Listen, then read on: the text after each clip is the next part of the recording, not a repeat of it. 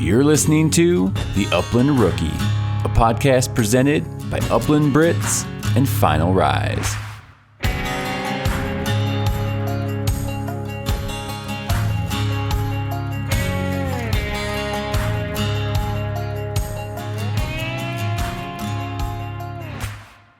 Hey, what's going on, everyone, and welcome to episode 48 of the Upland Rookie Podcast. This podcast is sponsored by Final Rise. If you're just getting started or a seasoned upland hunter and looking at some new gear for this fall, I'd highly recommend checking out the Final Rise systems.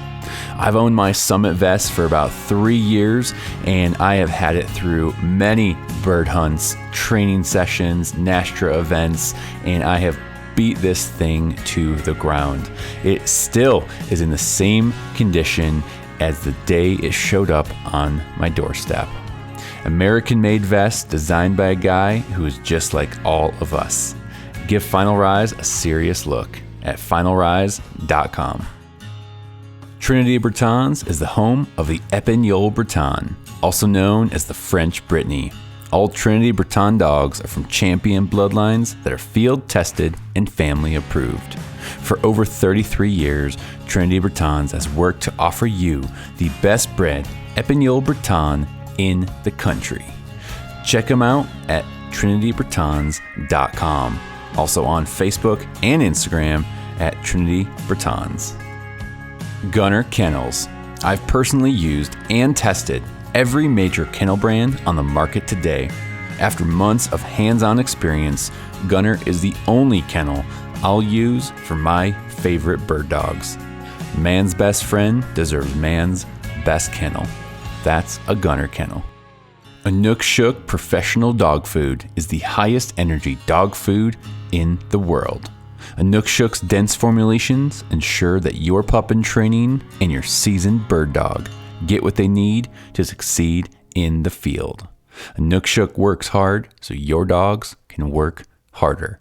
Check them out at wonnacottpro.com. Hey, what's going on, everyone? Welcome back to the podcast. I hope you guys are doing well. Hopefully your dogs are doing well, and hopefully you guys got out there this past weekend and did a little training or just ran the dogs a little bit. I know I've been in full-fledged swimming mode and get my dogs swimming a little bit, and as well as getting them biking. So I've been putting on some miles, which has been really fun. I still have not done the 2 dogs on my bike yet, so working up to that. Wynn is finally, she's coming into her own a little bit, figuring out the bike. So the other day we probably had our best run on the bike, and she finally kind of figured out, like, hey, the name of the game is to run straight. And so making steps with that. Again, she's a young dog. She's only been on the bike a few times. And so, we're figuring that out. It's fun. It's fun to kind of, I got so used to Gage, it clicked for him really quick, I guess, or maybe the learning curve, wasn't as long for him and I, or maybe I just forget what that was like. And so going back now with a younger dog, starting kind of from ground zero with something new like this and introducing the bike, it's different. It's kind of brings you back to, like, okay, I got to remember, all right, what did I do with Gage? What worked? What didn't work? And so we're going through those baby steps right now with Wynn. So if you want to learn more about biking your dog, or at least what I've done with biking your dog, go back and check out, I think it's episode 46. I did a whole episode on biking your dog. So bike joring, canicross, roading your dog, whatever you want to call it. There's lots of different names. You can check out again what I've done, what's worked for me, and get a little taste of, if that's something you've wanted to try or get into, I'd recommend going back and checking out that episode. I think it was pretty fun. So couple things for everybody. I still have this nasty cough and cold. So if I sound a little stuffy, nasally, if you hear a cough, something happens like that, don't worry. Don't be alarmed. It's going to happen. But we're midsummer right now. I know myself, and I'm sure a lot of you all are are looking to the fall. And we probably all have September 1st marked down on our calendars. And I would just encourage you guys to actually start setting some plans. On one side of the coin, sometimes the best plans are no plans and just kind of winging things and just kind of going by the spur of the moment. I've definitely done that. That's worked for me sometimes actually pretty well with schedules. And, surprisingly, I might have a couple days pop up where it's easy for me to get away. But for the most part, having a plan, having an idea at least, and starting to block out some days on the calendar, are going to be super helpful when it comes that late August, maybe early September. And, it's just going to give you kind of that encouragement to say, okay, I've already talked to some buddies. We're meeting up. Here's the plan. Here's where we're going. It's going to give you that, I don't know what to call it. It's going to, that kind of that accountability maybe to get you to get the truck packed, step out the door, hit the gas pedal and go and just drive and go, accomplish your goal. Maybe you have a goal of hunting a new state this year or chasing new birds, whatever it might be. So I would just encourage you guys to start thinking about what your fall's going to look like. You don't have to have all the details nailed out and we're going to drive here and stay here. Like, you don't have to get that fine yet, but start kind of dreaming and planning. Okay, what are your goals for this year? Is there a bird that you haven't harvested yet?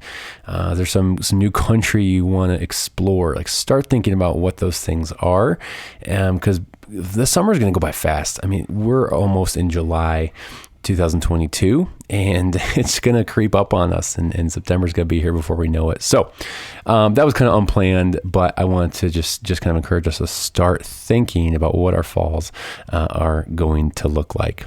So that was that. I have a couple more things for you. Guys, we are approaching 50 episodes of the podcast. We're on episode 48 right now. Episode 50 is coming up here in just a few weeks. I'm probably going to take a little short break, just like a 1 week break, maybe over 4th of July. You never know. I might surprise you. No promises though. I have a really, really cool guest coming on for episode 50 kind of as a 50th episode celebration. So you guys are definitely going to want to stay tuned for that. I'm not going to ruin the surprise. I'm going to keep that kind of in the under wraps for right now. So episode 50 is coming up. We've got just a few more until we hit that milestone.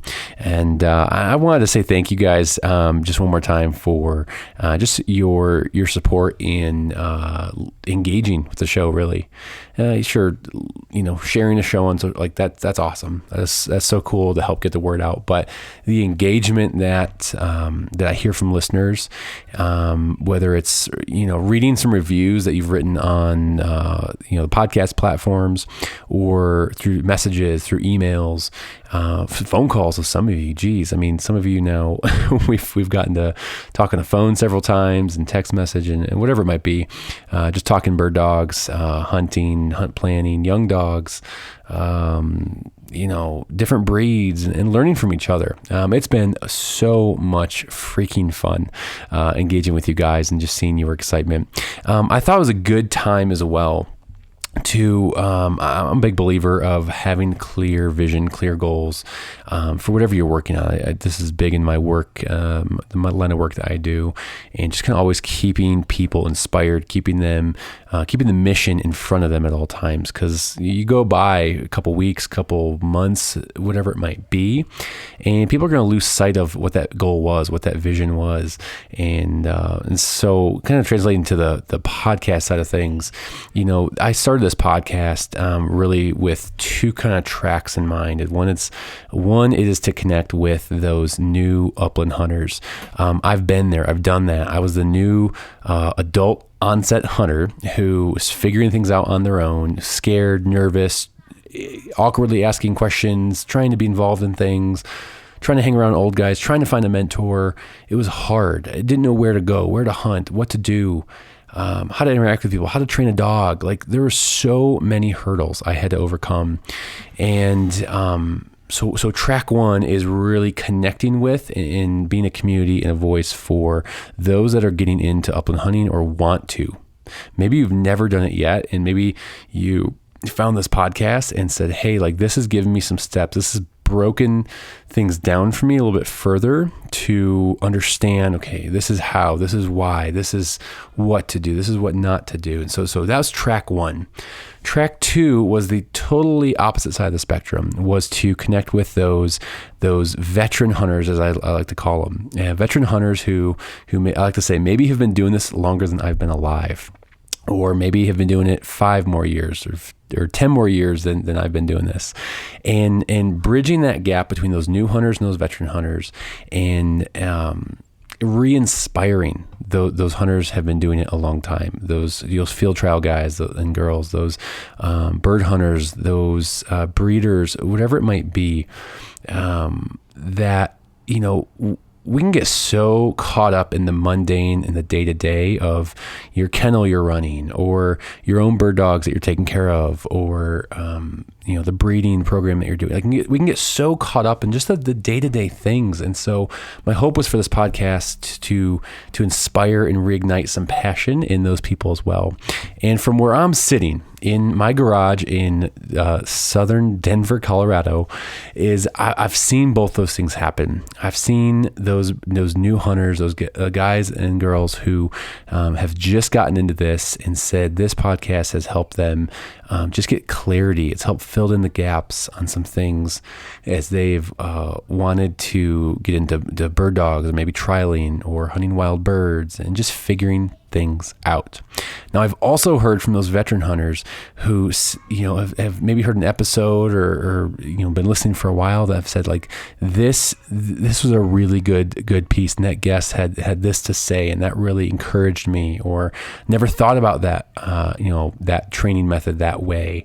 And so seeing those two polar opposite sides of the spectrum, it's what's kept me going. It's what's kept me here behind the desk in the dark garage, putting out these episodes, sitting down with people. I have a full-time job, I have a big family, and it is just purely out of love for upland hunting and my bird dogs that keeps me going.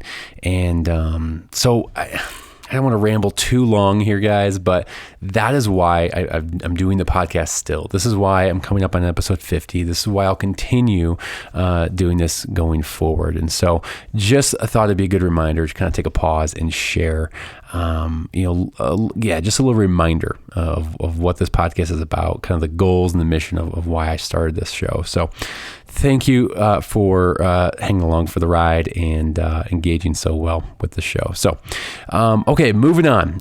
Just one more thing is I've talked about the Patreon page that I started a while back, maybe a month or so ago. Join Patreon if you're not a member. If you want to support the show in that way, go patreon.com/the Upland Rookie Podcast. But I wanted to mention I'm doing a really cool giveaway with Gunner Kennels. So Gunner Kennels, I have sitting here right next to me a Gunner Fan Kit 2.0. So a Fan Kit 2.0 from Gunner Kennels. This just released a couple months ago, maybe 2 or 3 months ago, kind of towards the end of spring. And I'm going to be giving away this fan kit. It has an incredible battery, all new internal hardware, so it's all stainless steel.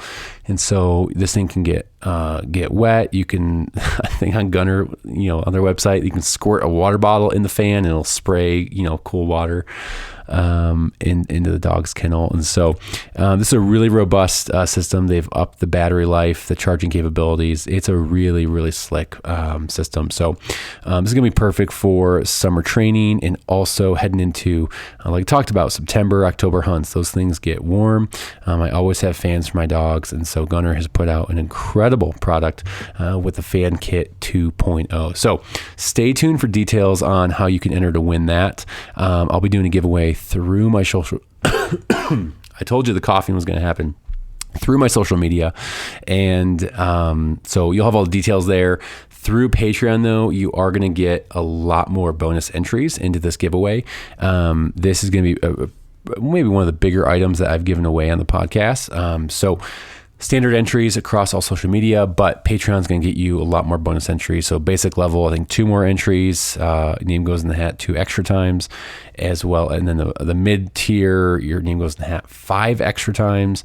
And the top tier, name goes in the hat, I think 10 extra times. So if you want to get in on this giveaway and up your chances, stay tuned. I'll be posting more info on the giveaway soon. And then if you want to up your chances to take this Gunner Fan Kit 2.0, head over to Patreon and get signed up over there. Okay, that is all I had for today. Our guest today is Bret Wonnacott. Bret Wonnacott and I started chatting there. Actually, I was introduced to Bret through Jared Haddock. Jared Haddock is out in Utah. I did an episode with him, I think episode 34.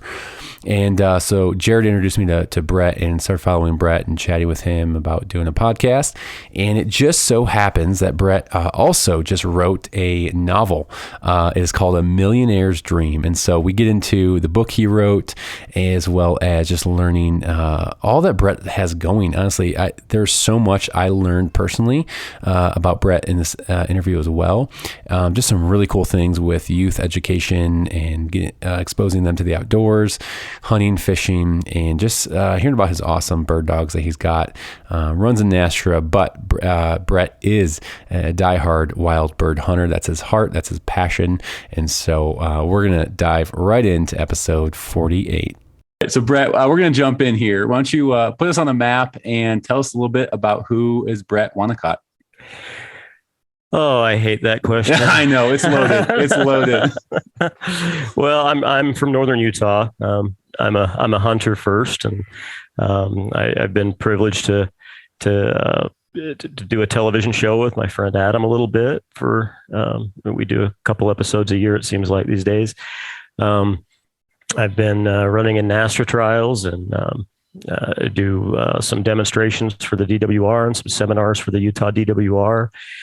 I traveled around to different high schools and do an FFA program where I introduce a bunch of kids to pointing dogs and what they mean. And at the same time, teach them a little bit about the hunting's role in the American model of wildlife management. That's awesome, man. That's awesome. I want to hear a ton more about that, actually, what you just said about some of the high school stuff you're doing and the DWR. But I got to ask you, how was it being on television a couple of weeks ago, talking about A Millionaire's Dream? Oh man! So I saw your post on that. I was cracking up.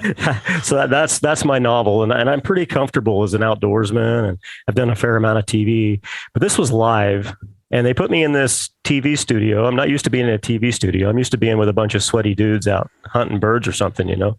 They put me in this TV studio with these, there was actually 4 gorgeous women, all dolled up in high heels and pretty dresses and smelling nice. And it's just a little out of my element. I wasn't even sure. It was like a housewife's morning show, which is all cool and everything, because I've been trying to get the book a little outside of the hunting community too. Sure. But I was so nervous. I don't even know what I said. I went on and on, I guess, and eventually we got done with it. And I walked away. And I was like, "Oh man, I'm so glad that's over with." One of those sigh of relief as you walked away. Yeah, and book sales went up. So hey, look at that! It worked. Anyway, was this local news in Utah? Yeah, so it's Salt Lake's. It was ABC's affiliate here in Salt Lake City. Hey, man, you're moving up, man. That's a big deal. It was pretty wild. That is super cool. Well, you gave me a good chuckle when I saw that the other day. I appreciate that. I'd be so uncomfortable in that. Like this, I'm comfortable in, like chatting with someone. Like it's very natural. But something like that, I'm like, Yeah, it's funny how different it is. I mean, and the other thing is it was live, right? So I'm used to the power of editing, and man, there's no editing, and I knew that going in. So I kept thinking, don't say anything bad. Don't say anything, you know. Well, anyway, it was quite the experience. That's another dimension for sure. So why don't you back up a little bit? That's actually, I didn't know that about you as far as some of these things with the high schools you're doing, introducing them to pointing dogs and outdoors and things. Can you talk a little bit more about that and kind of what you're doing and how that came about? Yeah, I'd love to. So, back about, oh gosh, I guess it's been about 8 or 9 years ago now. A friend of mine that I run in Astro Trials with, she had a daughter that used to come out and help quite a bit, and her daughter was very active in FFA, and she thought it would be pretty cool if we brought the dogs to school and talked about it. And actually, it started out with she wanted me to come and talk about mallard vocalization. I'm a duck calling champion, and at the time I was blowing a call a lot. Anyway, so we went and did the duck call thing, and then the teacher said, well, it'd be pretty cool to see some dogs. And so we put together a little dog demonstration, and it went pretty well. And we did that for a couple of years just at one school. And then I met a teacher from another school, and it just kind of boomed. Wow. I did like 5 high schools a year ago. I only did 3 this year because I had too much going on at work and stuff. I would have liked to have done a 4th and 5th, but anyway, so it just kind of grew, and we've been doing it ever since. And it kind of grew into this what is hunting, and because a lot of these schools they're becoming more urbanized, and even one I went to this year was really urbanized, and those kids had never. They wanted to. What blows your mind is you pull these pigeons out. So the dog demonstration I set up. Wait, pause real quick. Sure, so you're bringing your dogs and live pigeons. Yes. Yeah. Wow. Yeah. That's awesome. So the way I do it is I go into the classroom first, and usually I take a guest with me. I try to find somebody from the Division of Wildlife Resources or one of the conservation organizations that I'm involved with, and someone who will bring something to the conversation. So it's not just Bret, Sure.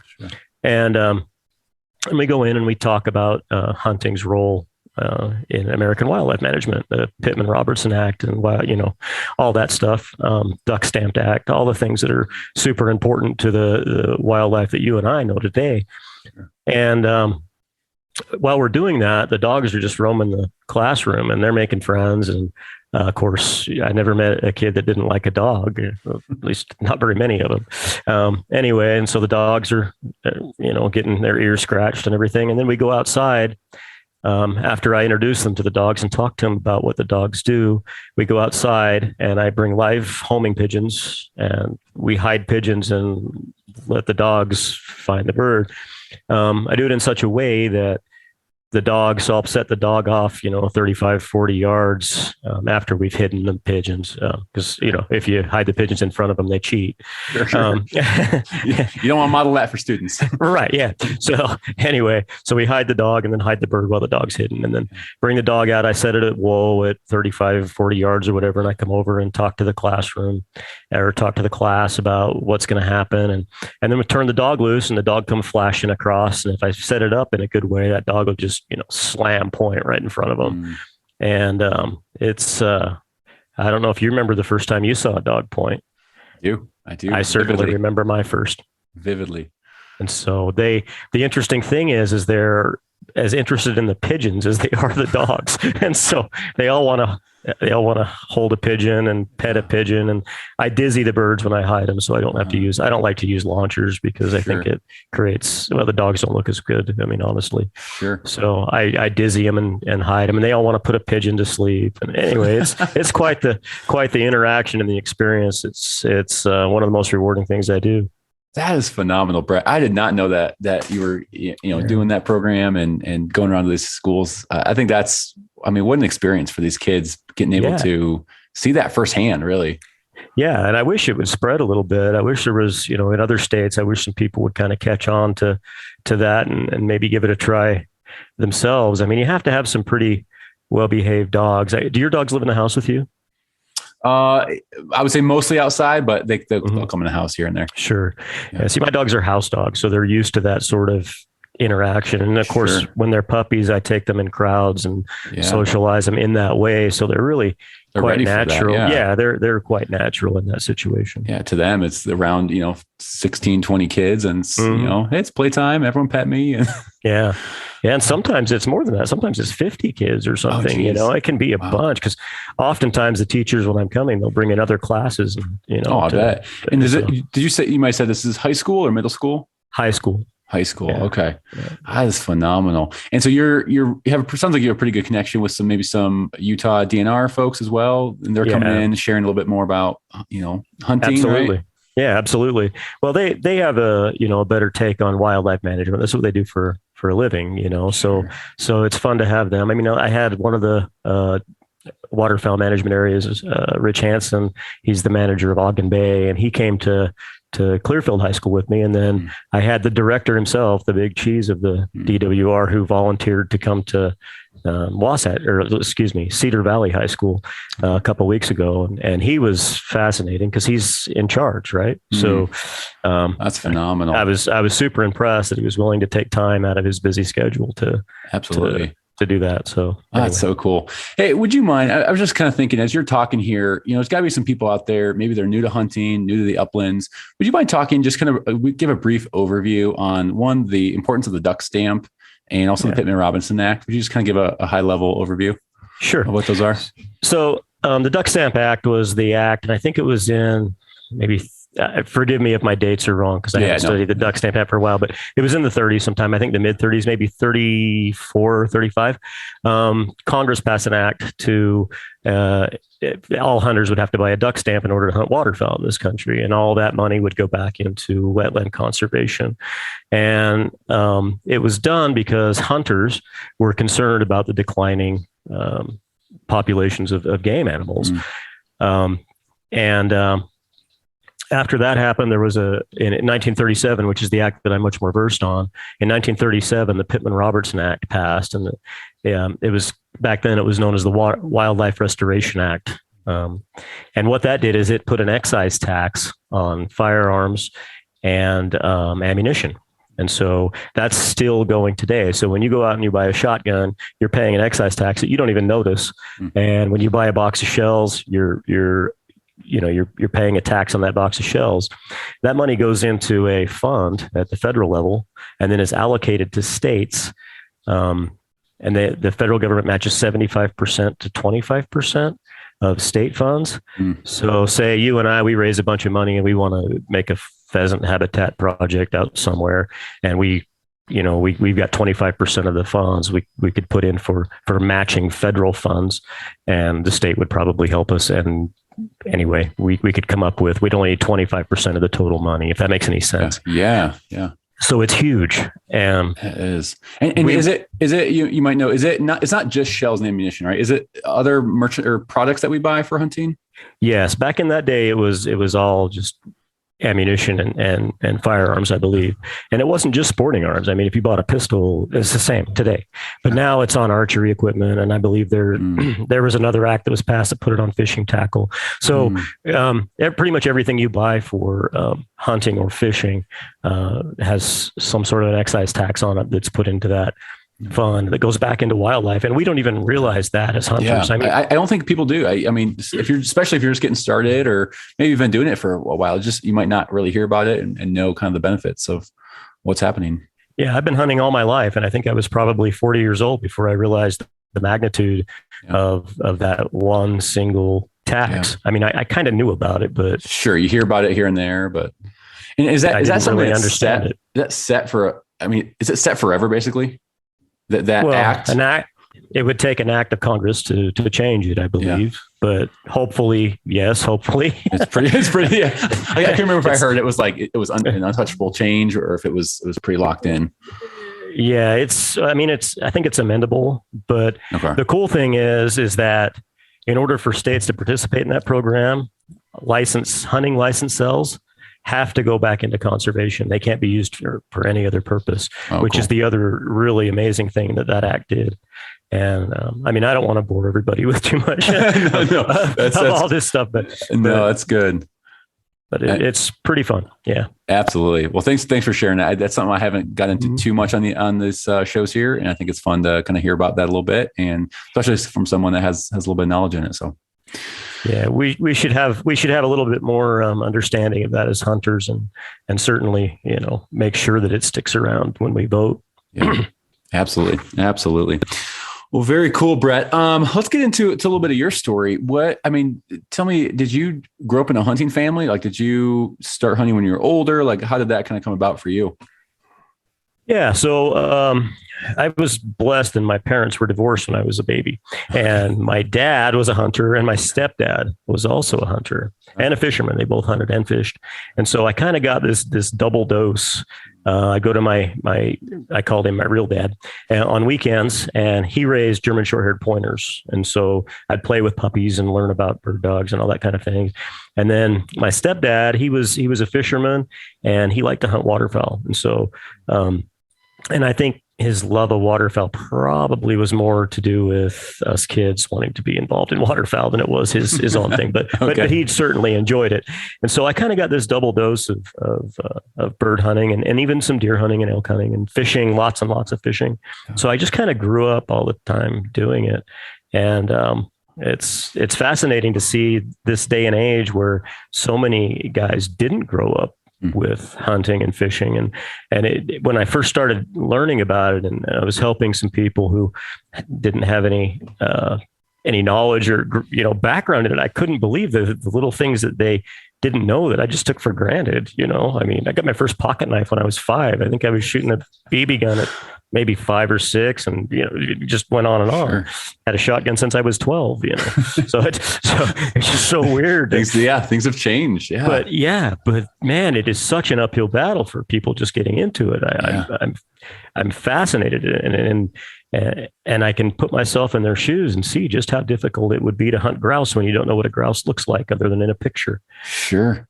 But Yeah. if you know that, I mean, yeah, grow a little bit of my story, not to talk too much about myself, but like, please do. I, grew up fishing and deer hunting a little bit here and there with my dad, my uncles, and that was fine. I didn't get into upland birds until much later in life, maybe 18, 19, something like that. And started hunting on a preserve with my dad. And again, just in my view, I guess, I thought there were pheasant, and I've heard about quail. That's it. That's the only like upland birds I ever heard about. And, getting into this now, fast forward, 10 years after, the first time I heard about what a grouse is, I was like, what's a grouse? Oh, wait, there's multiple species of grouse. Like, there's different species of quail versus just the black and white bob whites. Like our views expand so much outside of kind of what our views were. And just blew my mind. Like sage grouse, had no idea what a sage grouse was 5 years ago. And I would say my evolution was similar in that, as I became an adult, really a person with a driver's license and could go, I hunted pheasants in my hometown right out the back door growing up, but I started, my dad was a pheasant guy. I mean, if it wasn't pheasants, and to this day, he still is, if it's not a pheasant, he might go, but if it's not cackle and he's not that interested. Doesn't have that pull. Right. Yeah. So anyway, I started chasing Hungarian partridge, one of the first species I started chasing on my own. And then that kind of evolved. I knew about grouse from deer hunting, of course. And so I started chasing grouse and learning about them. And then I, started chasing chuckers about that same time, or maybe a year or two after. And that really created a wild man. So I don't know that my dad and my stepdad had the vision of who I would become. But. Yeah. They didn't know the monster they would create. Right. Yeah. But anyway, that's so fun. And where'd you grow up? Did you grow up in Utah? Yeah. Clinton, Utah. Okay. Mm-hmm. Okay. There's 30,000 people in Clinton and not a single farm today. But back then it was really normal for we just hunted in the back and, back in the farms behind the house. Yeah. When you kind of look at, we've kind of touched on this maybe a little bit, but when you kind of look at, I guess, the landscape of hunting today, and whether it's waterfowl, upland, whatever it might be, like, are there any, I guess, challenges you think that people have to overcome getting into this sport that we love? Do you think the numbers are on the decline, or do you think it's going in an upward direction as for what you're seeing? Here in Utah, we have hunter numbers are increasing, especially bird hunting numbers, particularly in the last few years. I mean, I don't know what the pandemic did to people, but it put a bird dog in every house, I swear. and that's a good thing, sure. But it's also, as long as they're not in my spot, right? Of course.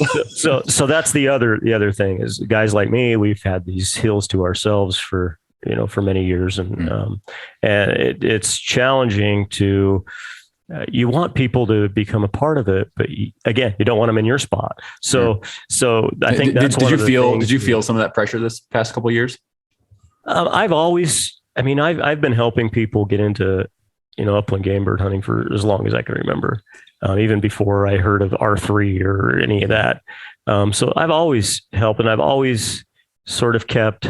I mean, I guess I don't mind saying this, but there's a few places that I don't talk about.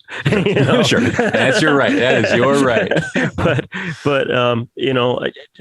it's challenging because, especially if you're. I mean, I'm more fortunate probably than some, and I get to hunt an awful lot, and I go to a lot of different places, and I know lots and lots of places to go at this point in my life. And so I'm not too worried about, the one hill that I take a guy on for the first time and he has the chucker shoot of his life or the grouse hunt of his life. I don't worry too much about that anymore, but I know that a lot of guys do. And even the little outdoor show that I call it little, his show's awesome, but I help him with the bird hunting part of it. That's all I do. And it's just, it's one or two a year. Even that we get some hate comments sometimes about, they recognized a ridge we were on or think they did, or I recognize that tree. Yeah. Right. And that's a public land thing, right? If it was private land, it might be a little bit different. Sure. Yeah. I get that for sure. Yeah. Well, when you think back of this past season, what were maybe some of the key takeaways that you walked away from last season, maybe some learnings, maybe some highlights as you reflect back on, there's some key moments for you? Yeah. So we've had some challenges here in the West, and I don't know what it's like. I think you're in Colorado, right? Yeah. Here in Utah, it's been super drought, and I think Colorado's probably the same. Yeah. So we've had some pretty bad hatches with certain game birds, and chuckers are one of those birds. Now, that's not to say there aren't, healthy populations on some mountain ranges, sure, and not others. But I started, as I was moving around to different mountain ranges, like I always do, I started seeing scary low numbers of chuckers. And I've done this before, and I guess I never really thought too much about it because it was usually in bountiful years, and sometimes I just, don't shoot just because I like to watch birds fly. This year I did a lot of putting young dogs on birds and not pulling the trigger. You get cubbies up of 3 or 4 or even 7 or 8 and just watching them fly. And I learned that there's something cool about that. I don't know if it's me evolving as a hunter or, I'm a killer. Don't get me wrong. I like to kill birds. I like to put birds on the table, but for whatever reason, there was something that was, noble about it. Maybe I don't know. They're just letting those birds just fly away because I knew that they were in short supply on those ranges. Yeah. So, other ranges I shot birds and, had a good time, but sure. Yeah. But there's also something special about it, whether it's noble or what, or enjoyable still watching your dog, watching a young dog, like you said, find a bird, point a bird, hold it. Right. And watching the flush, like there's still some enjoyment to that. Oh yeah. And you don't have to kill every bird for a young dog to, for the lights to kick on. The young dog I was bringing up, he came along just fine. And he's I call him Rockstar. So that's a good thing. That's a good thing. Anyway. Yeah. So that's good. It's all good. But that's really what I came away with probably most of all. That's cool. That's a great learning. I think that's a great learning for a lot of us out there. We're going to get into trialing and Nastra and some of the things you run here in a little bit. But when you kind of compare, how many days are you trialing versus hunting a year? A rough guesstimate. So I'll just put it this way. I run in field trials because I have bird dogs. I have bird dogs because I'm a hunter. Okay. I'm a hunter first. If I gave up trialing, I could probably be just fine with going fishing or whatever, but I couldn't give up hunting. It's in my blood. Nice. So trialing just pushes it further. It extends the season in some ways. It makes me train my dogs to a higher standard, and it gives me there's a social element there also, right? Yeah. As you probably discovered. People. Yeah. Great people I've met. So many good connections and again, just picking up on learnings and in different perspectives and 100%. It's so fun. Yeah, it is. Let's chat about some of your dogs. What kind of dogs are you running right now? How many you have? What are their breeds? And then we'll kind of go from there. I think I'm supposed to say Brittany's on this show, right?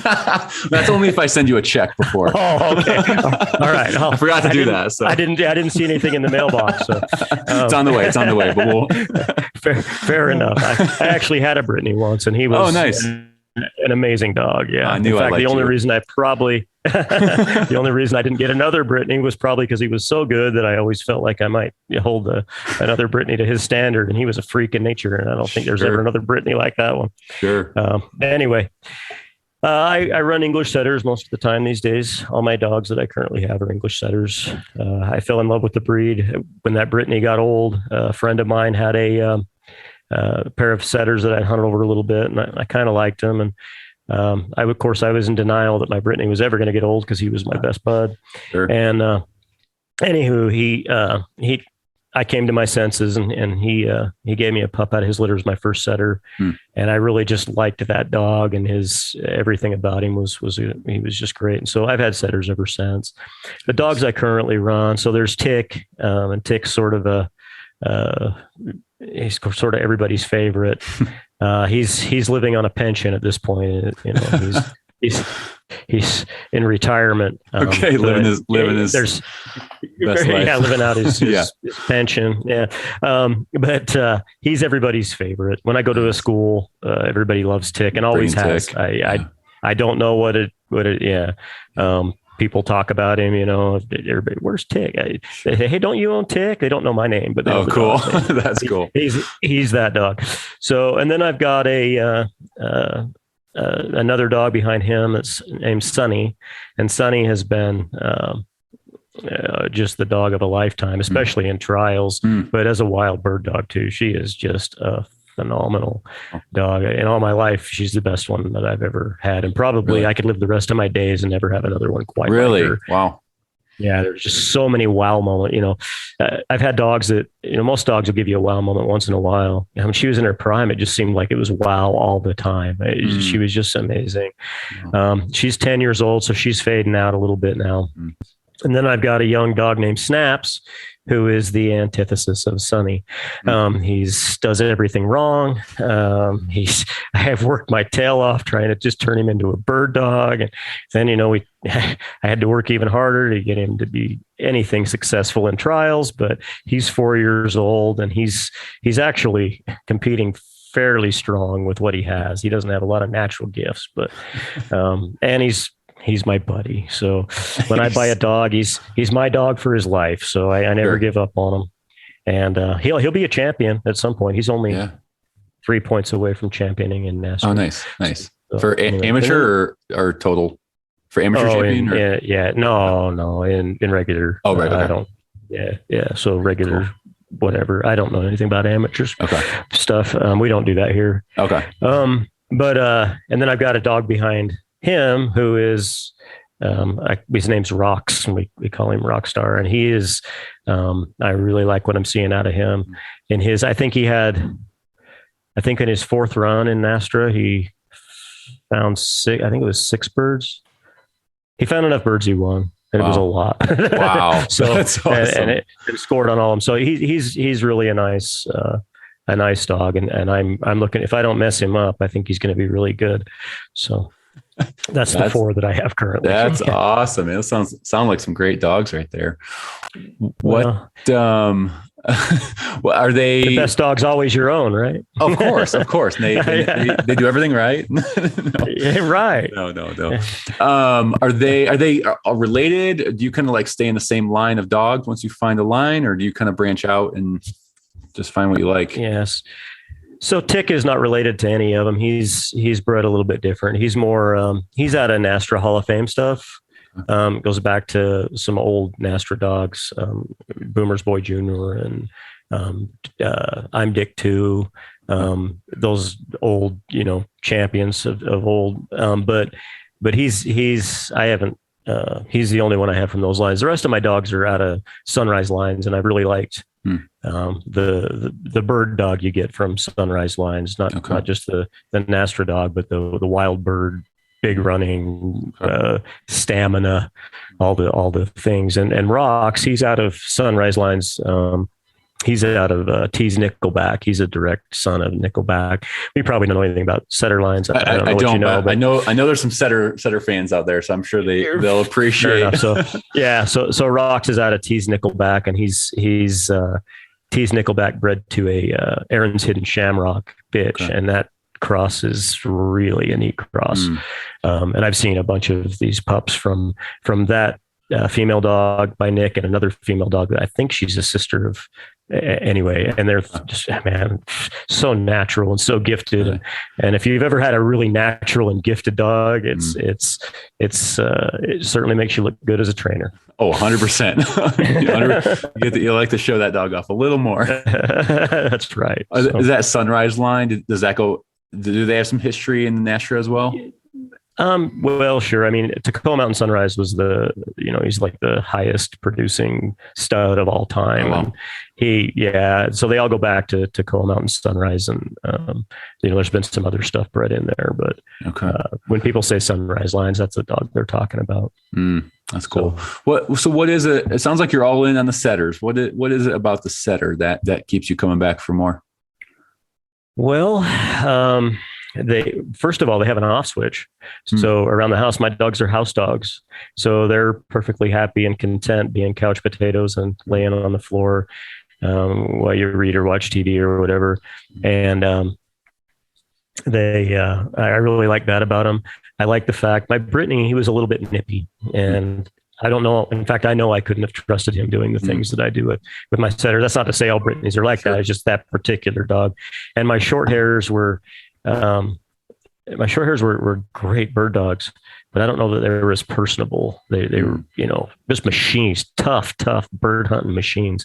Anyway, I like that I can take them around kids, and the kids maul them and hang on their necks and pull on their tails. And it can be 3 kids or 300 kids. They don't seem to skip a beat. They're comfortable with it. And then you put them in the field, you put them on the ground, and they turn into this bird finding machine. I love that about them. They have a super soft, at least mine do. All the ones I've had a super soft temperament, almost to the point where a lot of guys that run pointers or German short hairs, they could be heavy-handed enough because they're used to that to maybe ruin a good setter. Setters really get their feelings hurt easy.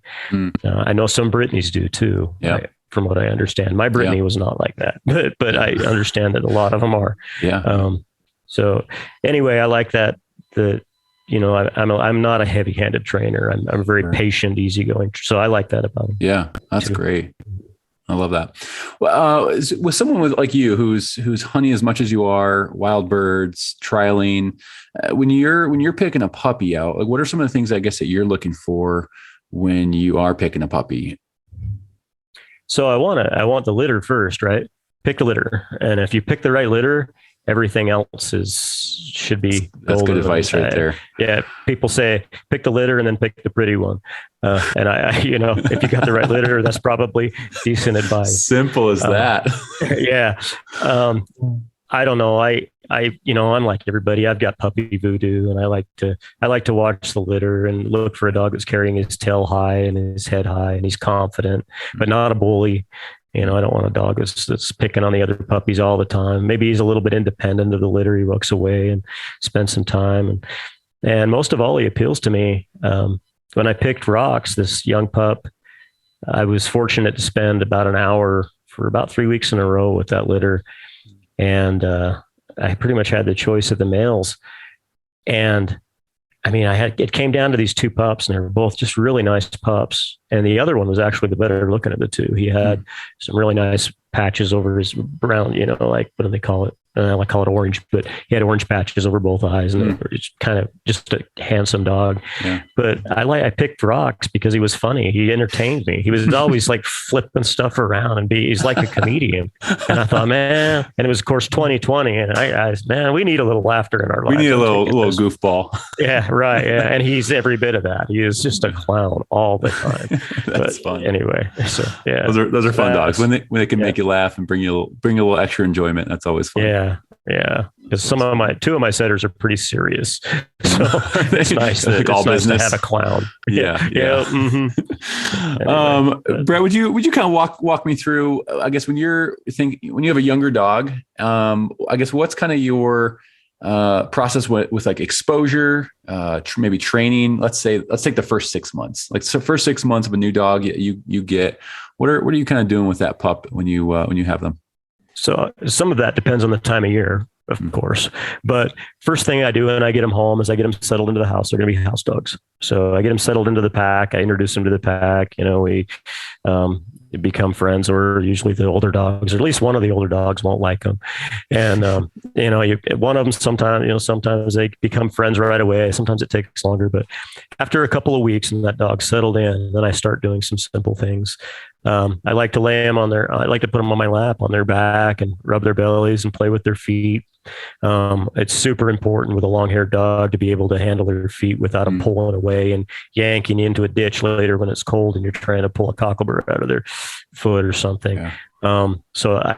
That's a huge step towards. I mean, if you only did one thing with a small puppy and you did that, I think it would help you a lot. Sure. From that point, I start, if the puppy's pretty bold, I start tossing pigeons for them. Just in the backyard. I've got, a coop, with some racing homers, and I'll go out and just show them a bird and play tug with the tail a little bit, and then just toss it and let them chase it. And that's my first introduction. And I might do that as much as I feel like. Really, I don't worry too much about overdoing that for the first little while. And once that's done, then I take them out in the field and sort of do a similar type of introduction. I might not put them on birds, but I'm going to show them a bird and let them kind of chase it. And you want to be careful not to let a young puppy get wing slapped by a bird, but that's the only thing I would caution people. Then I teach. I really like a dog. I don't do horseback trials or anything. So I really like a dog to check back and cue off of me a lot more than maybe someone who was running all age stuff or something. So I do a lot of work with, I teach them to quarter when they're just real small. And when you've got a little teeny puppy that's too small to run away from you, and it's really, a little bit, I don't want to say timid because they're not timid, but they're super concerned about where you are most of the time when they're young. And so you can just whistle and point in a direction and walk in that direction, and they'll turn and follow with you. And then you whistle again and point in another direction and walk in that direction. I'll do that a bunch. You can do it at the park. You can do it wherever. And before you know it, you got a dog that not only quarters naturally, as my friend calls it, he calls it quartering naturally, but I think I taught it. Anyway, and you cued him. Right. Yeah. But you've got a dog that obeys hand signals. So if you are hunting pheasants and you need a dog to get in the ditch, it's super easy to relay that to an older dog to get into a ditch. So it's everything you do is a foundation for something later. Yeah. If I'm in an Astra trial and I need my dog, he hasn't covered a part of the field, and he's coming back to me because he's done that since he was a pup. He's looking at me for a cue. I point right and he turns and bends right. And that's for handling. That can be really handy. Yeah. Help you a lot. Yeah, it can. So if you need them to hunt a ditch, I teach the word ditch when I'm hunting pheasants. So if there's a ditch in an Astra field and, sometimes dogs will run over that ditch and they won't get down in it. Anyway, there's a lot of little things like that come from that simple puppy exercise. Yeah. So I hope I explained that well, but if you could do one thing with a puppy, it'd be roll him over on his back and play with his feet. If you could do two things, it would be that. Yeah. So when you're, I guess to go a little further with the quartering, are you starting on a check cord and checking them with a check cord, or just free roam? There's no need. Yeah. They're so small. I mean, we're talking, 10, 12 week old puppy. Oh, so young. Okay. Yeah. And from there on, just do that exercise all the time.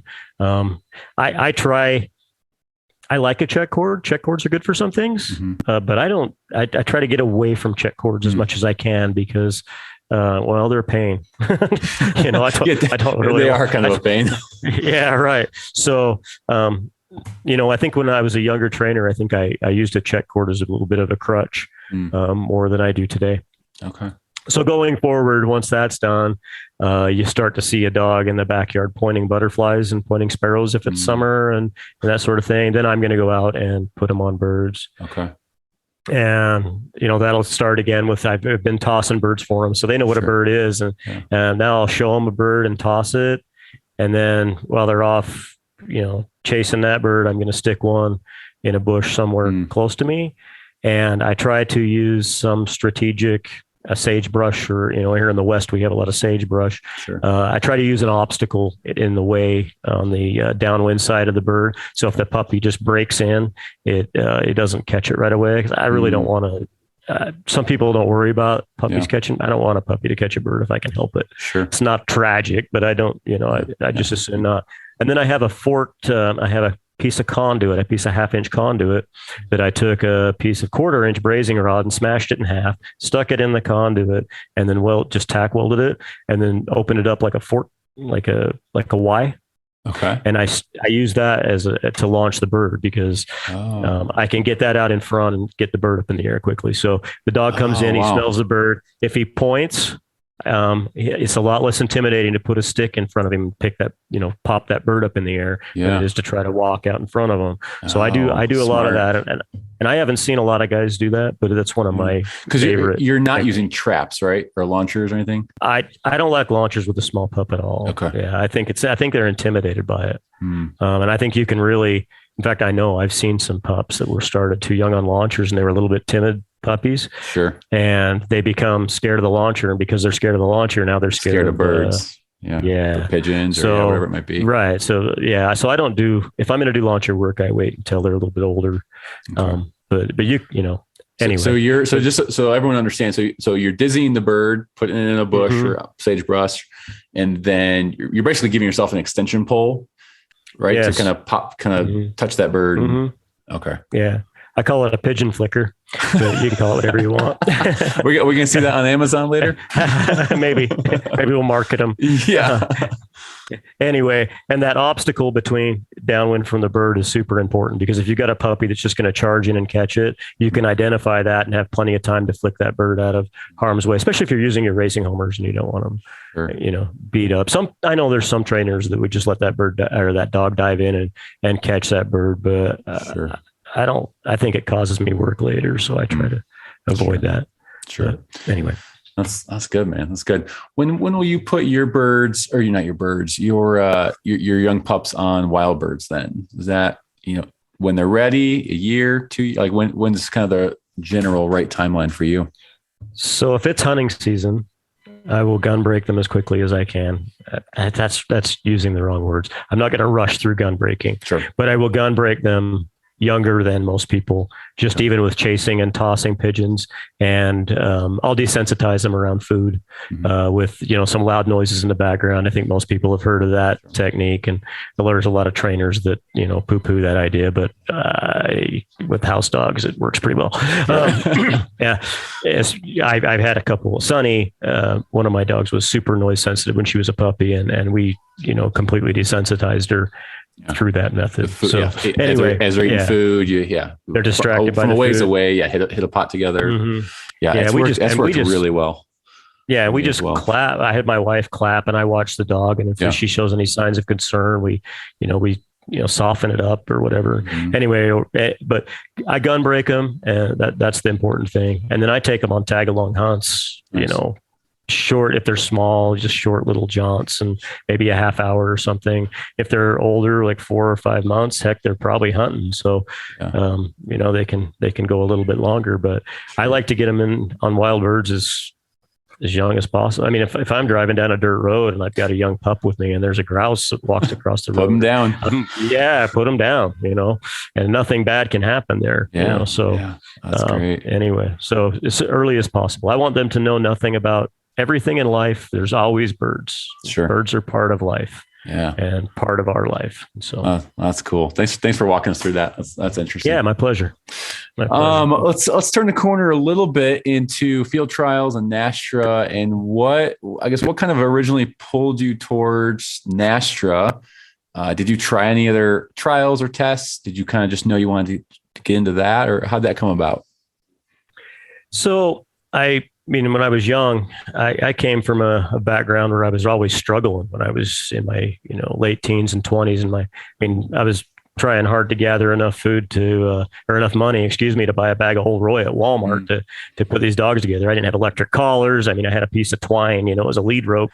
It was, different time. Sure. As I got older, I had more expendable income, and I started thinking about, it would be fun to compete in trials. And I was starting, I had a fair amount of dogs by then, and I was starting to think that I kind of understood dogs a little bit. And anyway, I thought it'd be fun to compete. So I went out to an Astra trial. It was out by Howell, and I had a young setter. She was actually my wife's. If my wife listens to this and I don't give her credit for the dog, I'll be in trouble. Of course. Her name was Molly. Anyway, we went out and watched this trial, and my first take from it was, I don't know, seems kind of whatever. And it turns out this Molly dog didn't show me the types of things that I thought I needed to compete. If I had to do it again, I probably would have ran her, because she would have done really well. But I didn't, I thought I knew more about trials than I did. What I really knew about was bird hunting. And so the next dog that I got, it happened to be Tick. And I bought Tick with the idea that, if you're going to get into trialing, you probably ought to do it. I was starting to get a little older. Anyway, so that's why I bought a dog out of NASTRA Hall of Fame stuff. Right.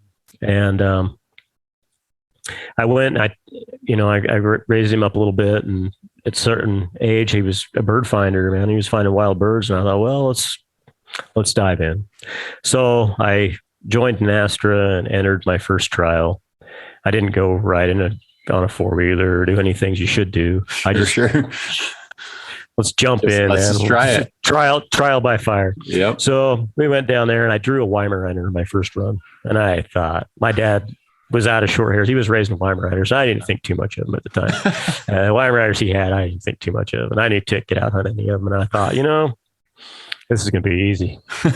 Well, we ate a lot of that Weimaraners at that time. He wasn't a champion yet, but he ended up being the first Weimaraner to champion in NASTRA. Oh, wow. But his name is Boomer by Matt Blockovich. Anyway, they gave us a licking, and it, I had an okay time, and I walked away going, I don't know if this is something I want to do or not. I think I was expecting it to be the same type of feeling as hunting. And it took me, I decided to run in another trial, and it took me through that second trial before I realized, hey, this is more like soccer, football, or something. This is not hunting. Yeah. And so, I was a soccer coach. I coached soccer for 20 years and played soccer my whole life. Anyway, so I related it to that. This is a game, so I've got to learn how to play this game. Yeah. So Tick and we went on this journey to learn how to play the game, and poor Tick, he had to deal with my rookiness, and of course he didn't. He's just a young pup. He was 2 or 3 by the time I was running him.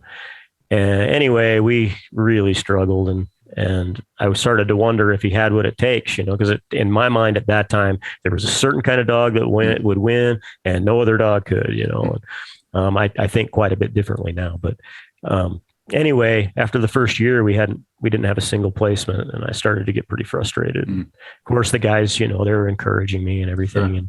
And then he got one placement. I think it was the last trial of the second year, if I remember correctly. And that put us in the regional. We went and competed in the regional, didn't do anything. And then the very first trial of the next year, he won a field. And then he went on this terror where he won a trial every single trial weekend, and won High Point dog, got into the regional and won the regional. And I guess I was hooked at that point. But anyway, he went on to have a great trial career, ended up as a 4-time champion, won 2 regionals. I think he was High Point dog 3 times or 2 times. I can't remember. Wow. But ended up being quite a dog. And that first regional win was super special to me. So. Yeah, that had to be really cool. It was. Thanks for sharing that perspective, because I think that's a really good learning. I think, like you kind of said, it's a different feeling than hunting is. It just is. And I'm glad you named that and said that, because even I've tried I've tried mostly NASTRA now. I've done several events, loved it. I've done a hunt test, done some other horseback trials and stuff. So I've tried a couple different things. Sure. When I first started, I had this oh, is this it? Like, is this how it feels? And it took me, I think, a little bit of what you're describing, like, oh, this is it's a game, it's a competition. My mind has to be different. The dog, like, it's just different. And I think just naming that's important. Yeah. And, your first impression of a pen-raised bobwhite quail that stands up and walks around in the dog is like, how challenging is this? Sure. But when you realize after you've done it for a minute that getting a dog to stand through a pen-raised bobwhite walking underneath his feet takes a little more effort than getting a dog to stand for a pheasant that's hidden in the bush or whatever, Exactly. Anyway, so that's really how I progressed with it is that. And I didn't choose horseback trials simply because of the horse. Yeah. I grew up, my dad, who raised the short hairs, he also had horses, and I don't mind horses so much, but the toxic substance that they eat is really bad for me.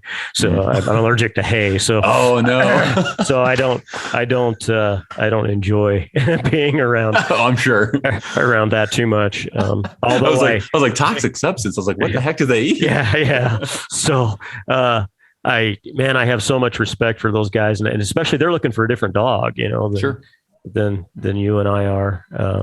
Maybe not a different breeding even so much, because the dogs that I run are all age bred, for the most part in Nastra, which is, maybe a different line of thinking than some people, but it works for me. Anyway, but I would love to someday be able to overcome my thing and try some of those, big stake trials. I think it would be fun. Totally. Yeah. No, it's been fun to try some different variations of trials and hunt tests and stuff. I think it's good to, because again, you have ideas of what they are, but until you run them or just even see them, you get to experience them a little differently. Yeah. Research for the book, I had to go ride a horse, and that was a new experience for me too, because I hadn't been on a horse for a long time. Oh, wow. And I haven't never done it very much. And so I went and rode in a trial and watched a bunch of dogs run and learned some things. Anyway, that's cool. Mm-hmm. So talking on Nastra, what are some things? It's kind of a two-ended question. What are some things that you think Nastra does really well, maybe for the new hunter, for the new trialer, or anyone? And what are some things you think they could improve on Nastra as a whole, organization, competition? Well, I mean, I don't know. I could only speak because I really only compete here. I'm not that serious about it. So, I mean, I've had a lot of success, but I don't really have the means to travel to national competitions and stay for a week. And I mean, I'm going to take my vacation to hunt birds. I don't want to go to a trial anyway. So I don't on the national level, I can't really speak too much. I would say locally, I think the things that we do well here are, I think we're very inclusive. I think we're very inviting of new people. I think we do a pretty good job of that. I think sometimes, certain individuals within the group, as within any group, they become a little bit of an outcast for maybe the wrong reasons or something, and maybe it's maybe we should try to invite them back in rather than push them away. I don't know. For the most part, I think Nastra here in Utah, we do a pretty good job. I mean, I've seen some ugliness. I've seen some politics. Sure. I'm not a person that I don't judge it how you see it. I'm never going to get upset with a judge, but I think when someone gets upset with a judge, it's very toxic. Yeah. I don't like that at all. I've seen that a few times. Mostly it's a competitor thing. I mean, our competitive nature sometimes takes over. Maybe we get a little bit, and I'm a competitor too, man. I like to compete, and and it's easy to let. I don't know if I'm answering your question very well. Probably politic in it, but it's good. Yeah, again, you're answering it pretty much. It's just from your experience, from maybe your region that you're competing in. Yeah. And so I think that makes sense. I hear we're more friendly than some other regions. I suspect that it probably has to do with much that political thing that can. I've seen it try to get hold here, and I've seen I've seen some things that were really ugly. Sure. Fortunately, it hasn't ever gotten too bad, and most of good. the people are really not even aware of it. So that's a good thing. And you guys are still growing pretty well, or at least you have been growing pretty well. I know I talked to Jared Haddock Jared's several episodes ago. Mm-hmm. He's fantastic. Mm-hmm. And it sounds like your region has grown quite a bit, I feel, over the last couple years. Well, I think, and the NAVDA group here is grown too. There was, most of the time that I've been in NASTRA, filling a trial was challenging. Sometimes we were on the phone calling people, "Hey, bring your dog out. We need another dog." And then all of a sudden, I don't know, I can't explain it. I can't explain why it happened just before the pandemic. It started to grow, and then during the pandemic, it just boomed. Our trials are filling in less than 30 minutes. Yeah. I tried to get in on a couple of those. I got in on one or two, and I had to cancel for some other reasons, but they're filling up in 30 minutes or so. And NAVDA's having the same problem, and everybody I'm watching the NAVDA page, the Utah version of NAVDA here, and everybody's getting upset, but there's only so much manpower to run so many events. Yeah. And so anyway, I haven't heard that ugliness in the NASTRA group, but it is hard to get in. And there's some people that have played for a long, long time that we're not seeing very much just because they're not getting in. Yeah. A lot of it has to do with technology. They're not maybe getting on the computer fast enough, or and so they're not as connected to their phone as maybe I am, or Jared is, or some of the other guys. Right. So, that's good. That's good and bad. It's good. You're getting newer people in, which is awesome. But it's more challenges too. That old core, we'd like to see those guys come out too. They're my friends. Absolutely. So, and they got some great advice and great stories. Yeah. Well, they're a lot of fun. Exactly. I have more fun with the little bit older guys and just picking their brains and listening to their jokes, and that's the fun part. Yeah, especially the really bad ones, right? Oh, of course. The ones that someone of a younger generation might not. Exactly. You're like, ooh, can I laugh at that? Exactly. You look around. Yeah. Oh, I can't believe you said that. Right. Kind of last thing on NASTRA is, I guess with I don't know how to phrase this question really, but with what makes a great dog in NASTRA? What makes just an amazing field champion dog? In your point of view, whether it's whatever it might be.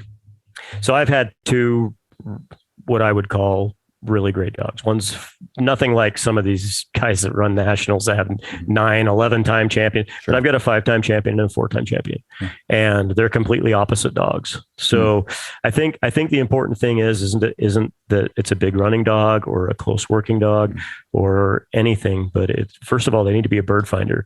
They need to find birds when no one else finds birds. And on top of that, they need to score on the birds they find.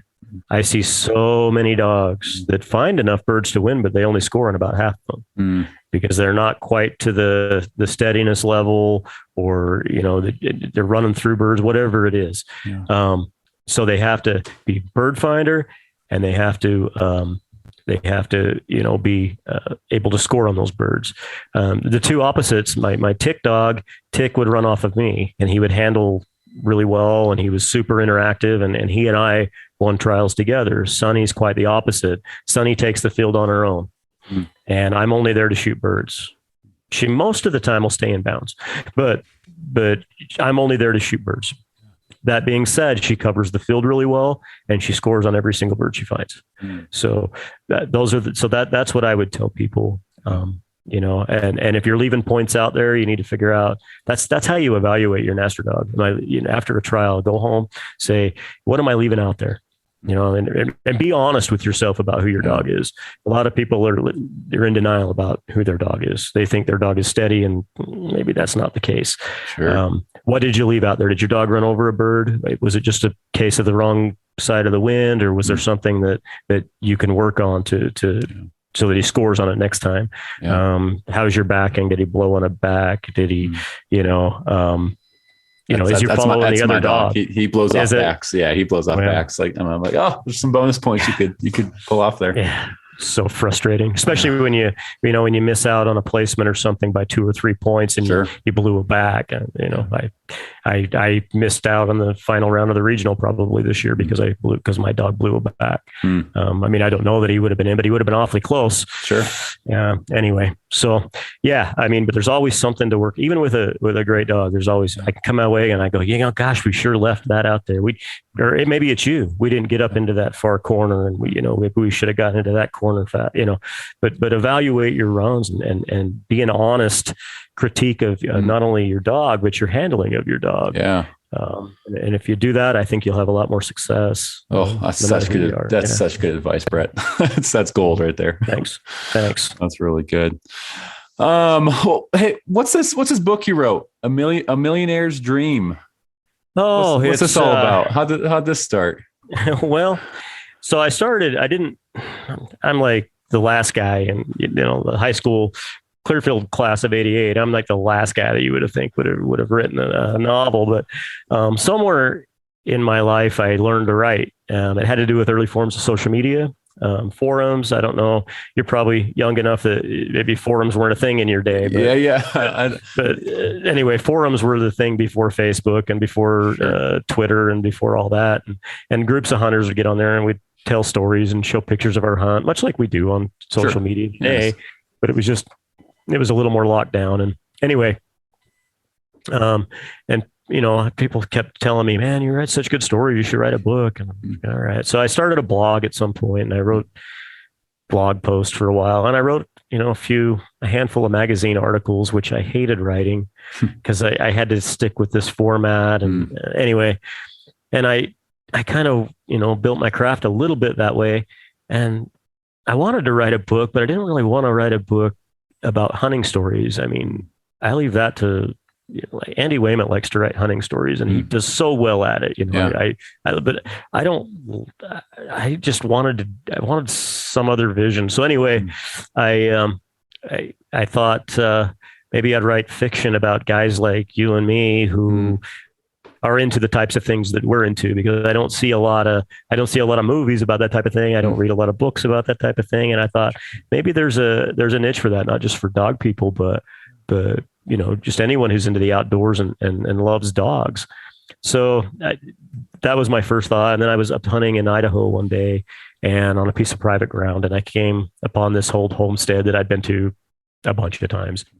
And for whatever reason that day I walked in, I opened the door, walked in, and it's all dilapidated and broken down. But I started wondering, I saw a few items that were left in one of the rooms. And I thought, I wonder who the last person to live here before it became abandoned was.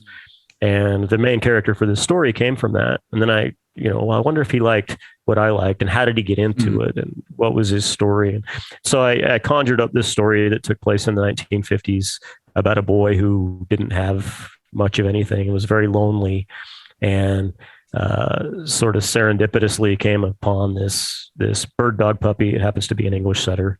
And he meets a mentor from the city who runs in field trials, and this guy sort of mentors him and sort of gives him a leg up in life a little bit. And the kid works hard, and together they go on to try to. The kid can do some things for this very wealthy man from the city that he can't do. And the wealthy man does some things for the kid that he has no way of doing without him. And together they become sort of strange bedfellows. And anyway, they go on to try to win this big fictitious field trial that I sort of invented. And anyway, hopefully it's a fun run. Cool. Along the way he has trouble with girls. I'm sure you never had any trouble with girls. No one ever has. No one ever has. So anyway, he has trouble with girls and bullies, and there's a lot to learn along the way. So anyway, I hope people like it. That's fantastic. When did you release this? October 13th of last year. Oh, so pretty recent. Nice. Yeah, very recent. It's. I don't know what to expect. It's my first novel, so I cannot wait to dive in. So I've been eagerly waiting to get my hands on it. So I'm excited. Yeah. So did it come to you? Not yet. Get it yet? Not yet. Oh, it hasn't there yet. Not yet. Yeah. Well, I didn't check the mail today. It could be there today. Okay, fair enough. I thought it was supposed to be there Friday. Stupid mail. Anyway, everything takes forever. But yes, I'm very, very excited to crack that open. Well, good. And I hope you enjoy it. Absolutely. I was looking at the cover. Is that one of your dogs on the cover? I'm curious. Yeah, it is. So Okay. the publisher, so to secure publishing for a first time author, as you might imagine, is more than challenging. Oh, it's gotta be. And yeah, and there was a whole thing. We sent, when I say we, my wife was, of course, my biggest cheerleader, and she's always pushing me all the way. And anyway, I was going to I put the final period on it. To me, it was done. I was, let's write something else. But, she's like, no, we got to get it published. I'm like, okay. So anyway, we went through this whole thing, and a publisher that didn't have any background in bird dogs or outdoor anything picked it up. And so when we got to the cover part, they don't know anything about my world, and they're sending me pictures of bench setters and all these show dogs. Like, not quite. Try again. I'm like, no, yeah. And I, if I'm honest, I kind of got a little bit frustrated and I'm sure they were too. I'm sure they were getting frustrated with me. And so I grabbed the dogs and I took off before daybreak one morning and sat a dog on the hill. It happens to be Rox, and took Rox's picture, and that's the picture that's on the cover. So I just added a filter or two, and there we are. That's anyway. Special. That's special to get your own dog like that. It's kind of cool. Mm-hmm. That is cool.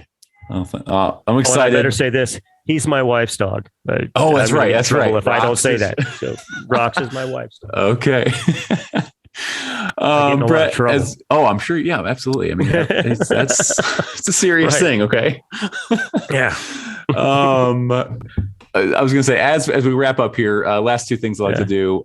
This is kind of the hit home question for the rookie out there, for the rookie Uplander, bird hunter. Maybe someone just picked up a new bird dog. Like, what's a piece of advice that you would give someone just starting out? Well, first of all, I mean, you guys do all your research. The newer hunter, he doesn't have any trouble finding information on the internet. Sure. The part that he has trouble with is getting out there and just doing it, and then doing it for long periods of time. I see so many new guys, they go out, they spend a couple hours in the woods, they don't see anything, and they come home and they didn't see anything. Spend a day, man, hike all day. Take a lunch with you, spend some time, boots on the ground, dogs on the ground. That's the only way you're going to learn. It just is. I mean, I can tell you whatever you want to know about bird habits and stuff, but without actually putting boots on the ground and hiking, and you're going to be in the wrong place sometimes. But if you stay out there long enough, eventually you're going to come across something good. Yeah. And you're going to walk away learning something too. Yeah. Yeah. Even if it's, they're not there. Yeah. Yeah. That's, you learn something. Yeah. Right. Mm-hmm. So anyway, that's good. I like that a lot. Thank you. Yeah. All right. Rapid fire round. I am just going to ask you a few questions and just give me your kind of off the cuff answer. And if you need to expand on anything, feel free, but we'll take it from there. All right. Okay. So this is a little bit newer question I've been trying out on some folks. For you, what came first? The gun, birds, or hunting? Wow. I guess it would have probably been hunting, because I wasn't old enough to have a gun. And I certainly didn't know what birds we were looking for, but I was just tagging along with my dad. And, anyway, yeah. So nice. I would say the hunting. Yeah. Okay. All right. I like it. Thank you. It's kind of a fun one. How many clays have you ever hit in a row? So I don't know the answer to that. I know I've never shot 25 straight, but I've shot 24 sometimes, but I don't remember if it was 24 straight or if I missed one in the middle. Okay. I'll tell you, yesterday I shot I bought this Fox Sterlingworth that I had just had some work done on. I'd never shot it before, and I took it out and I missed the first 3 targets and then ran 22. So that's probably the most I've hit in a row. Okay. 22. Well, we'll go 22. We'll lock that answer in. I like the gun though. So that's good. That's good. I hated it the first 3 shots, but I'm sure you start getting in your head a little bit going, ooh. Yeah, exactly. Maybe I don't want this. Was this an expensive mistake? Yeah. Exactly. Yeah.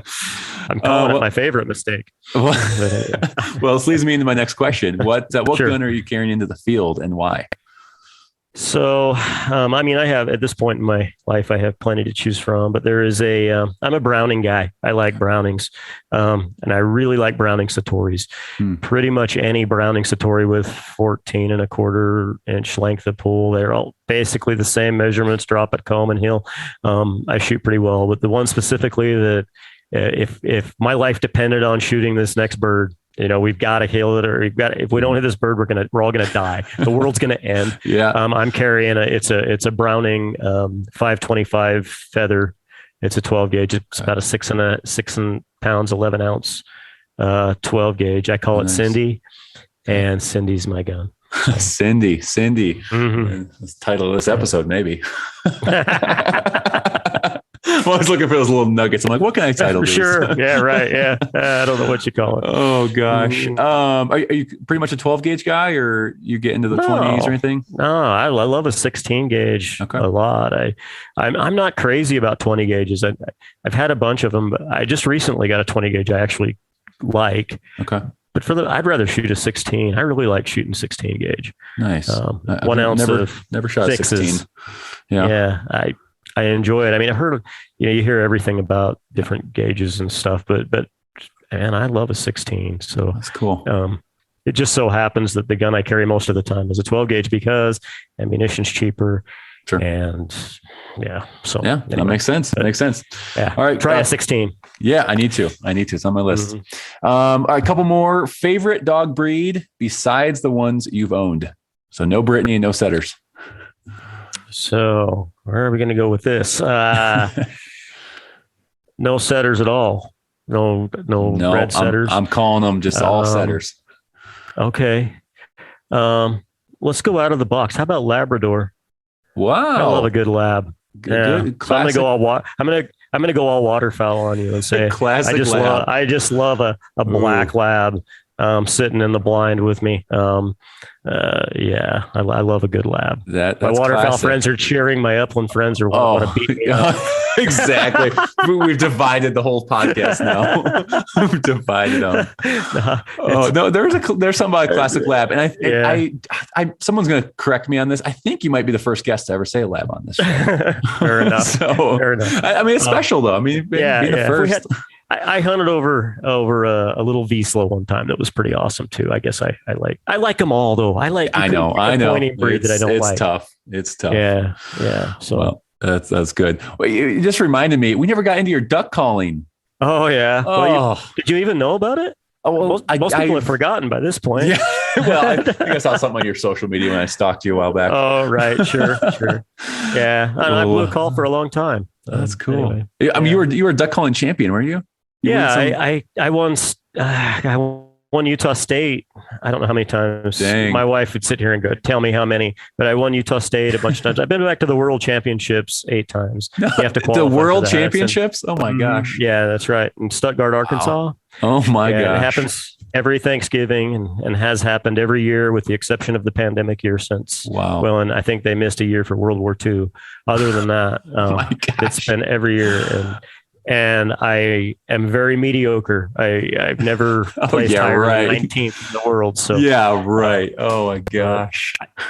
I'd like to go back. I don't know. Maybe I'm getting too old now, but anyway, that's an art form. That is an art form. Watching it truly is. People make these calls, and oh my gosh. And you watch a contest caller blow his routine and you think, man, that doesn't sound like ducks, but he's trying to sound like ducks, but really he's running that duck call like a musical instrument. Yeah. And he's running it to the top of the scale and the bottom of the scale. And let me tell you, it is, I spent 25 years trying to master it. And I'm not sure I ever did. Oh my gosh. I mean, it's, how many waterfowlers are out there though? Yeah. Oh, yeah. Trying to blow on that thing. Yeah. And if you're born, and it's geographic too. If you're born in Arkansas, you're born with a duck call in one hand and a shotgun in the other. Exactly. Maybe not out in the West. Maybe that's not the case. No, definitely not in Illinois. Anyway. It's a fun sport. And I'd say the same thing about that as I would in Astra.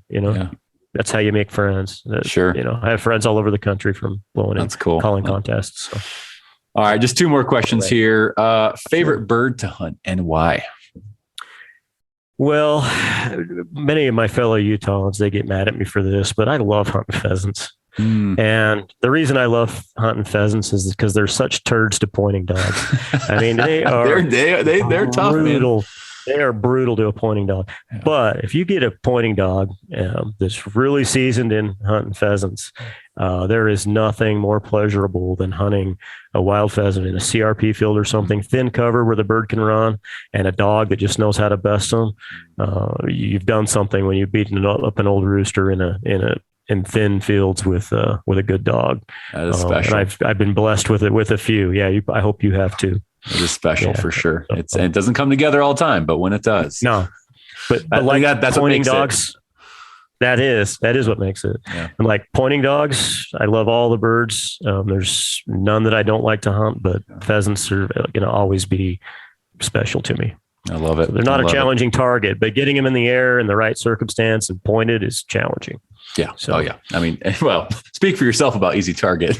Yeah, last year I was okay. I hit a fair share. The year before, I could not hit a pheasant if it was 5 yards in front of me. It was so bad. It was so bad. I hope your buddies were your buddies giving you a hard time? 100%. Because you have to at that point. Yeah. I mean, it's like your responsibility as a friend. Yeah, exactly. Give your buddy a hard time. You're not actually a friend if you're not. Yeah, right. Yeah. So bad. Last question here. Beverage of choice after a hunt? Well, in Utah, hunts tend to be pretty vigorous exercise. So really all you want is a tall drink of water. Tall glass of water. Yeah. But once that's done, I'm cooling off. I'm a gin and tonic, man. I can go for some good whiskey too, but I drink a gin and tonic. All right. That's the final answer. We'll lock it in there. That's awesome. Fair Bret. enough. Bret, what's the best way for people to, I guess, follow along your story? Maybe where's the book at? Where can they get this book as well? Yeah. So Amazon. And I mean, hopefully when you post this on social media, if you'll put a link to Amazon, that'd be awesome. Yeah, I'd love to. Amazon.com. I have a little website set up with a shop. But if you want the book signed, you order from BretWonnacott.com. Okay. I'll sign every paperback copy that comes through my hands. So if you want it signed, order there. It's going to cost a little bit more because I can't compete with Amazon. But wait, what? You can't compete with Amazon's 2 day free shipping? Yeah, right. Yeah. So, but anyway you buy it, I still get mine. So I'm happy for that. And you can follow me on social media. I'm not a big Twitter guy. I never learned to tweet, but I am, I'm all over Instagram and all over Facebook, and I'm pretty easy to find. Okay. So fantastic. Anyway, get in touch. I'd love to hear from you. Yeah, absolutely. Well, Bret, thank you so much for just sharing your wisdom, sharing your story, more about you. And I think I learned a lot, I know for sure. And so thanks for carving this time out.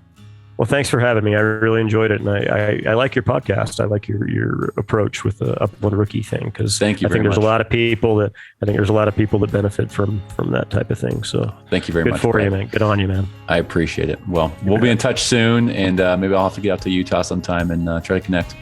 Look me up. Absolutely, Bret. We'll have some fun. Yeah. All right. You take care. You too. All right, everyone, that's a wrap of episode 48 with Bret Wonnacott. Bret, thank you so much. I thoroughly enjoyed hearing more about your journey into upland hunting and all that you got going on, and the impact you're having with youth around this country, and just inspiring them to get out there, show them what chasing upland birds is all about. Thank you so much. Hey guys, don't forget to share this episode with a friend, rate and review on Apple Podcasts or Spotify, as well as head over to patreon.com/the Upland Rookie Podcast. Sign up to become a Patreon and get entered into some sweet giveaways we have coming up here, including the Gunner Fan Kit 2.0 from Gunner Kennels.